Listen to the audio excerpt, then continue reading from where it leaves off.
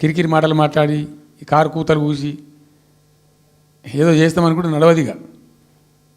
ఈ ఏళ్ళ దాకా వేరే కథ, రేపటి నుంచి వేరే తోలు తీస్తాం ఎక్కడికక్కడ. ప్రజలు ఖచ్చితంగా ఎక్కడికక్కడ నిలబెట్టే ప్రయత్నం చేస్తాం. అడుగున చెక్ చేస్తాం, ప్రతి విషయంలో చెక్ చేస్తాం. Sufficient time we have given.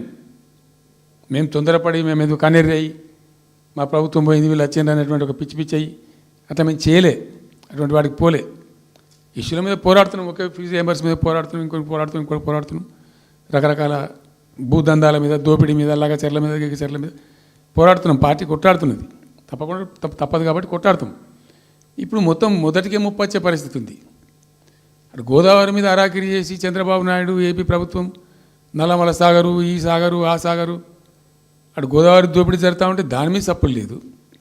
ఇటు కృష్ణలో ఇంత ఘోరంగా పాలమూరు ఎత్తిపోతల మీద దీని మీద సప్పులు లేదు. మరి ఎవరి ప్రయోజనాల కోసం ఉన్నట్టు రాష్ట్ర ప్రభుత్వం ఏం